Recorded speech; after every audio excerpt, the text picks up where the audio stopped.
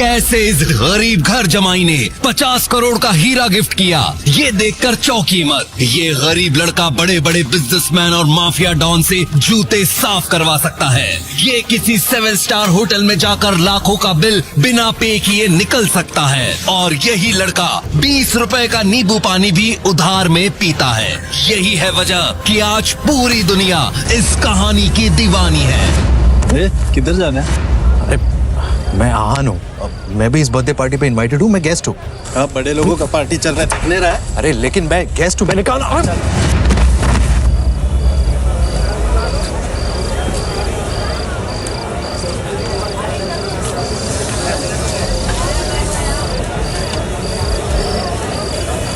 Guys, just look at this idiot. इसका कहना है कि सिंघानिया साहब की बर्थडे पार्टी में ये भी इनवाइटेड है।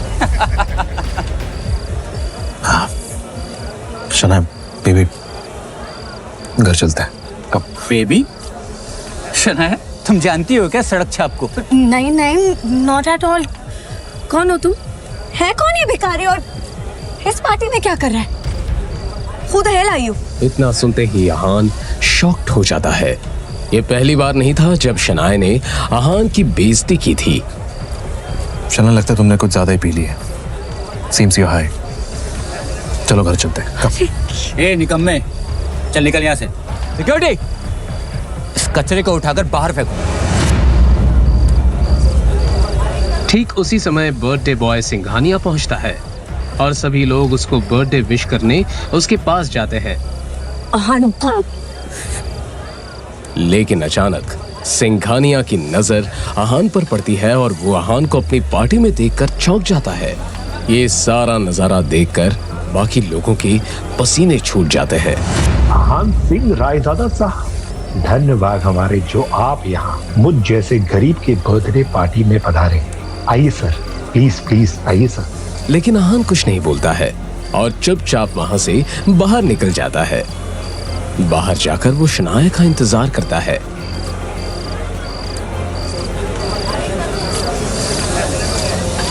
जब पार्टी खत्म होती है तो शनाया नशे में बाहर आती है।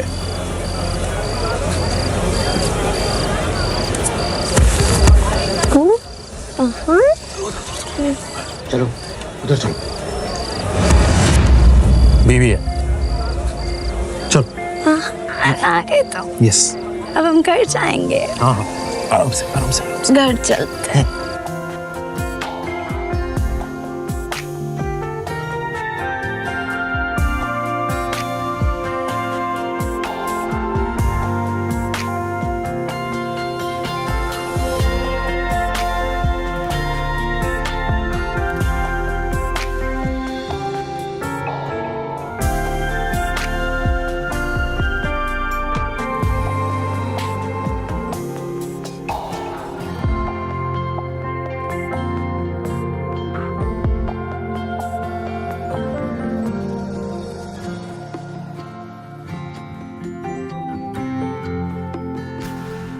उसे लेकर आहान किसी तरह अपने ससुराल वाले घर तक पहुंचता है।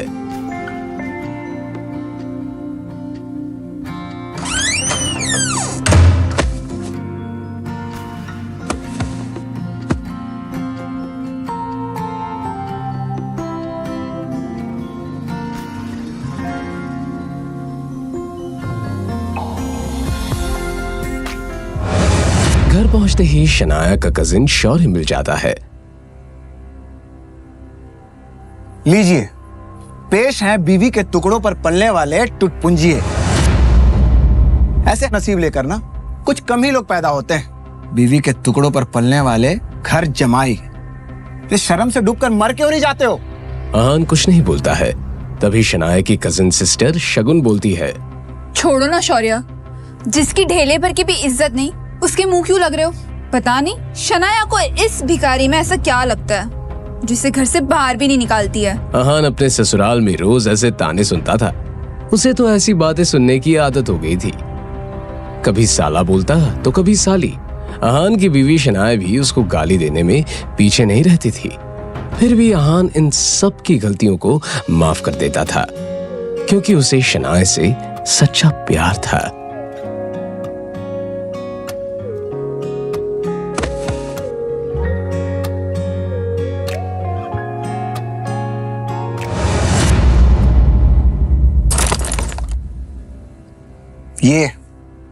ये है तेरी असली औकात। अभी नहीं, प्लीज।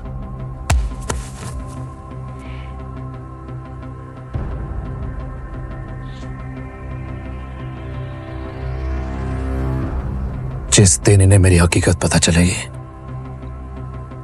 उस दिन तो। और उसकी एक मजबूरी थी जिसके कारण उसे इस तरह की जिल्लत भरी जिंदगी जीनी पड़ रही थी।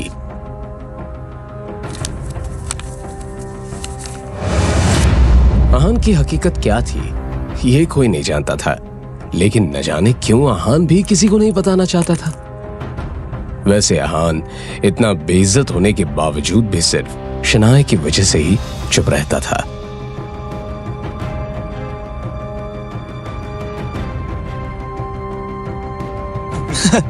लेकिन उसकी बेइज्जती सिर्फ घर के नौकर, साला या साली नहीं करते थे, बल्कि उसकी सासू माँ भी करती थी। वो तो अपनी बेटी शनाया का आहान से डिवोर्स करा देना चाहती थी। साइन करके रखना।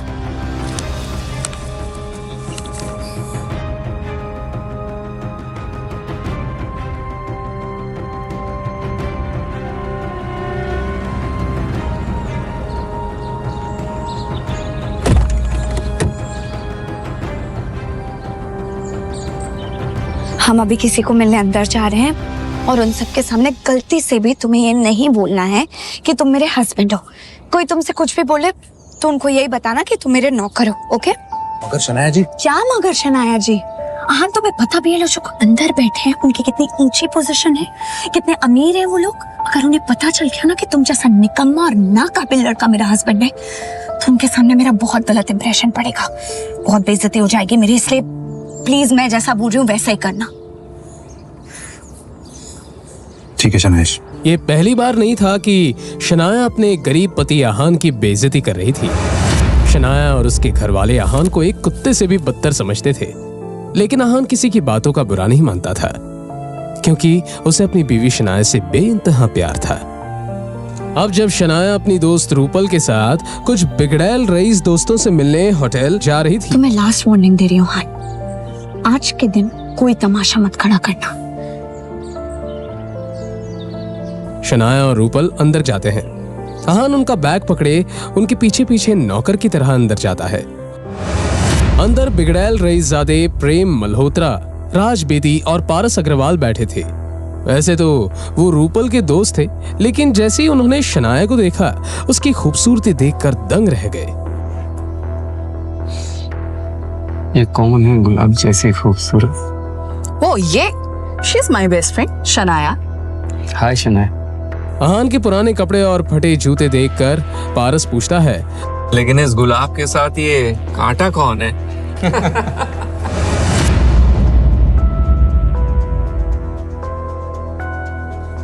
जी मैं आहान हूं। अरे हाँ, याद आया, शनाया गिल। तो इसका मतलब ये वही निकम्मा आहान है जिसे शनाया के पापा शेखर गिल ने शादी कराई है, राइट शनाया? अब जैसे ही प्रेम और पारस को पता चलता है कि ये गरीब इंसान इस खूबसूरत लड़की शनाया का पति है, तो शनाया से फ्लर्ट करने के अरमानों पर पानी फिर जाता है। अब वो तीनों मिलकर आहान की गरीबी का मजाक उड़ाने लगते हैं। आहान भैया, मैंने सुना आप किसी बैंक में काम करते हैं, तो बस यही जानना था कि आपको महीने की सैलरी कितनी मिलती है? अब हद हो गई थी। इस तरह किसी अनजान से पहली मुलाकात में इतना पर्सनल सवाल करना बहुत गलत बात थी। जी वैसे तो मुझे 12,000 मिल जाते हैं, और कभी कभार बोनस अगर मिलता है तो फिर 15,000 भी हो जाता है। 15,000? जी 15,000? 15? नहीं, अच्छा है। मतलब मेरे ज्वेलरी स्टोर के अकाउंटेंट से सैलरी आधी ही है, लेकिन आजकल के जमाने में तो इतना भी बहुत होता है, नहीं? पारस भाई, हाँ, अगर तुम्हारे स्टोर में किसी स्टाफ की जरूरत हो, क्यों ना हम आहान भैया को कंसीडर करें? हाँ। वैसे दिखने में समझदार लगते हैं, शिकायत का मौका नहीं देंगे। हाँ, क्यों नहीं? मतलब इन्हें मैं 20-25 हजार की सैलरी तो ऑफर कर ही सकता हूँ। आहान भैया, आप एक काम करिए, आप कल से ही ज्वाइन कर लीजिए। अगर वो चाहता तो उन तीनों को खरीदने की ताकत रखता था, वो भी इस तरह जैसे बाजार में जाकर कोई धनिया खरीदता हो। वो क्या है मिस्टर अग्रवाल, आपके ऑफर के लिए थैंक यू। इनफैक्ट आपने मेरे बारे में इतना कुछ सोचा, उसके लिए मैं शुक्रगुजार हुआ आपके। लेकिन क्या है कि मुझे ना ज्वेलरी के बारे में ज्यादा आइडिया है नहीं, तो आई एम सॉरी। इधर शनाया रूपल के रईस दोस्तों की बेकार की बातों को सुनकर छिड़ गई।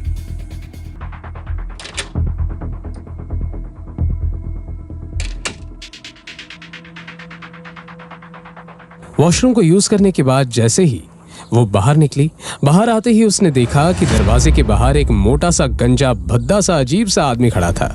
वाओ, हुस्न की मलिका, आपको देखकर जो मेरे अंदर हो रहा है वो बताने लायक नहीं, दिखाने लायक है। How dare you! एक नंबर के घटिया और बदतमीज आदमी हो तुम। Very energetic. ये सब गंदी बातें ना जाके अपनी माँ और बहन के साथ करना। माँ बहन तो है ही नहीं, तो अब तुम ही मुझे सिखाओ। घटिया। अरे छोड़ो।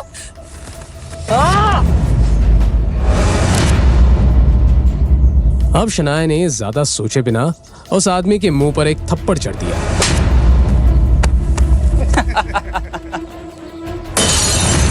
शनाया ने बिना कुछ सोचे समझे घबराहट के मारे अपनी आंखें बंद कर ली, मगर वो बोतल शनाया तक नहीं पहुंची। इसलिए क्यूरियोसिटी के मारे शनाया ने अपनी आंखें खोली। आंखें खुलते ही शनाया ने देखा कि एक बड़े से हाथ ने उस बोतल को पकड़ लिया है।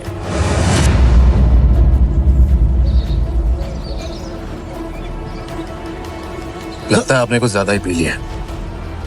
अगर आप घर पे वन पीस में जाना चाहते हो भी जिंदा, मेरी बीवी से माफी मांगनी है। तो अब मैं बताता हूं कि किसे कितनी चढ़ी है।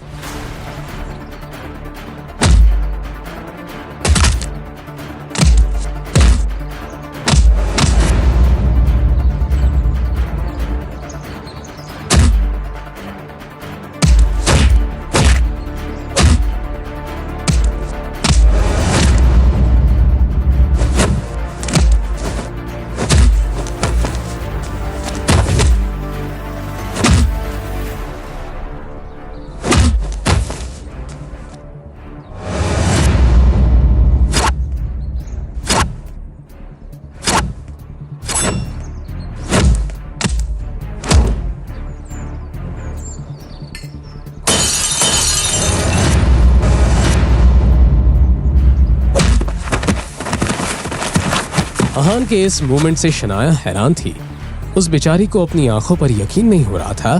तभी रूपल का वो रईस ज़्यादा दोस्त प्रेम मल्होत्रा और राज बेदी वहां पर शोर सुनकर भागते हुए आए। क्या हुआ ये? शना, क्या तुम ठीक हो? ये बहुत ही घटिया आदमी है। जैसे इसने मुझे अकेला देखा मुझे छेड़ने लगा। शनाया की ये बात सुनकर अब प्रेम मल्होत्रा की आंखों में नाराजगी दिखने लगी। आज उसे शनाया पर अपना इंप्रेशन भी तो जमाना था। ब्लडी हेल, तुम्हारी हिम्मत! उसने इस मैटर की पूरी जिम्मेदारी अपने हाथों में लेने का फैसला कर लिया। आफ्टर ऑल प्राइड होटल उसकी ही फैमिली बिजनेस का हिस्सा था। अब ये दोनों मेरी बीवी शनाया पर अपना इंप्रेशन जमाने के लिए एक मरे हुए आदमी को कुछ ज्यादा ही मार रहे हैं। आहान ने देखा कि प्रेम मल्होत्रा और राज बेदी रुकने का नाम ही नहीं ले रहे थे। अब बस करो, बस करो। उसे उसकी सजा मिल चुकी है। ऐसे चलता रहो मर जाएगा। आन भैया, आप किस बात से डर रहे हैं? और अगर ये यहाँ मर भी गया ना तो कोई फिक्र नहीं, मैं इस होटल का मालिक हूँ। पूरे मैटर को यहीं सेटल डाउन कर दूंगा। भले ही वो कुछ किए बिना चुपचाप मार खा रहा है, ये बात तो साफ है कि ये आदमी कोई आम आदमी नहीं है। शनाया को आहान पर चिढ़ मच रही थी, लेकिन ऐसे बड़े से होटल में सीन क्रिएट करना थोड़ा तो अजीब था। प्लीज बस करो तुम लोग, जितना मानना था मान लिया, अब हम चलते हैं यहाँ से। आन भैया, आपने कुछ ज्यादा ही डरते हैं। कोई नहीं, हमारे साथ रहेंगे तो ब्रेव हो जाएंगे। ये बात किसी ताने से कम नहीं थी, मगर ये सब समझने के बाद भी आहान ने कुछ नहीं कहा। जब प्रेम मल्होत्रा ने उन सब के साथ उस मोटे और गंजे आदमी को अंदर आते हुए देखा तो वो गुस्सा हो गया।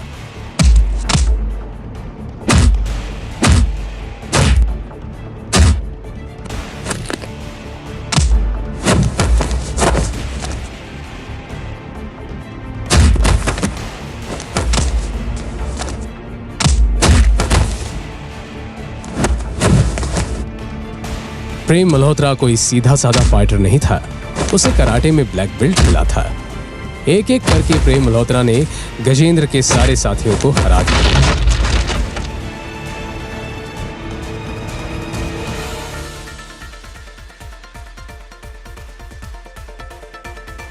तुम सब गुंडे कहीं जाने के लायक नहीं। मिस शनाया एंड रूपल, आप दोनों ठीक हैं? प्रेम के सवाल के जवाब में शनाया और रूपल ने हामी भर दी। प्रेम शनाया की आंखों में अपने लिए तारीफ देखना चाहता था, मगर उसने देखा कि शनाया की नजरें तो अपने पति आहान की तरफ थी। वो आहान जो चुपचाप हाथों में आइस पैक लिए गुंडों की तरफ देख रहा था। वाह मेरे शेर, प्रेम मेरे भाई, तूने तो कमाल कर दिया यार। मुझे नहीं लगता कि ये सब हमको और तंग करेंगे, क्यों? एग्जैक्टली। वैसे इन नठल्लों का करना क्या है? किसी को बुला के इनको दफना दो।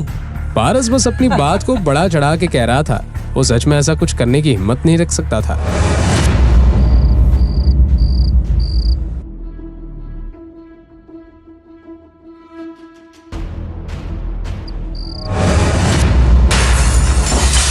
क्या रे, बहुत बहादुर हो तुम लोग। चलो मैं भी तो देखूं कितनी बहादुरी है तुम में। आओ मेरा सामना करो, आ जाओ आ जाओ। देखो रे। तो हाँ, मैं भी कहाँ डरता हूँ। तुम सामने तो आओ, तुम्हारा सामना भी जरूर करूंगा। बेटा इधर देख। मगर जब तक प्रेम मल्होत्रा ने अपनी ये बात कही, वो आगे कुछ बोल ही नहीं पाया। अपने सामने एक आदमी को देखते ही प्रेम मल्होत्रा की बोलती बंद ही हो गई, क्योंकि सामने जो आदमी खड़ा था वो कोई ऐरा खैरा गुंडा नहीं था। चेहरे पर जख्म का एक लंबा सा कट और हट्टा कट्टा बॉडी विकी भाई था। उसके पीछे 15 से 20 आदमी और थे। उन सब के बाइसेप्स को देखकर ये पता लगाना मुश्किल नहीं था कि वो सब के सब फाइटर्स थे। भाई हम तो बस मजाक कर रहे थे। अच्छा, मजाक कर रहे थे? हाँ भाई। लाइफ में मजाक तो होना चाहिए। क्यों रे, तुम लोग मजाक करते हो ना? तो अभी मैं तुम लोगों के साथ थोड़ा मजाक करूं। बात करके सेटल डाउन कर लेते हैं ना। हाँ हाँ भाई। चलो रे, मजाक करो। विकी भाई के गुंडों ने पारस और राज को मारना शुरू किया।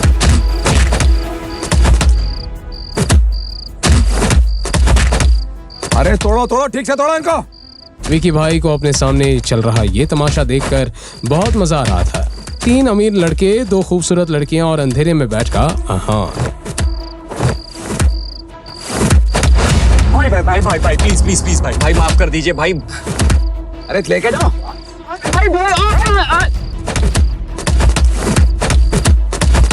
विकी भाई ने बाकी तीनों की तरफ ध्यान नहीं दिया और बस उन 3 रईसों के बिगड़ैल बेटों को तड़पते हुए देखने लगा। विकी भाई के उस गुंडे ने एक बड़ा सा लोहे का रॉड पकड़ा और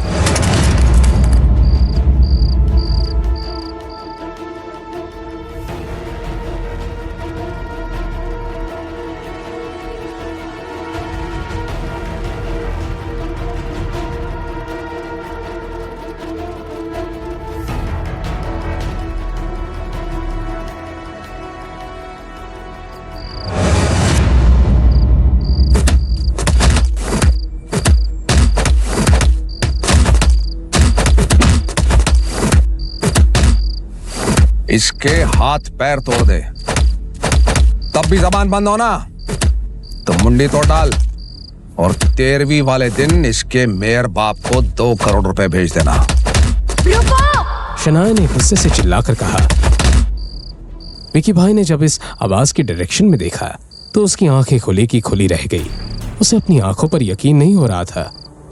विकी भाई के ऐसे रिएक्शन से सब हैरत में थे।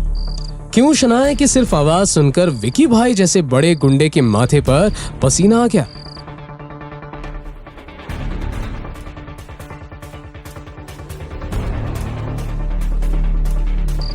ये तो आहान रायजादा है। चलो चलो निकलो यहां से।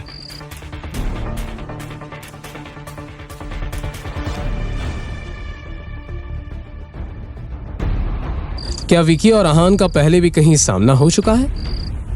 क्या सचमुच आहान एक सीक्रेट अमीर ज़्यादा है? अगर है तो फिर एक गरीब घर जमाई बनकर जिल्लत भरी जिंदगी क्यों जी रहा है?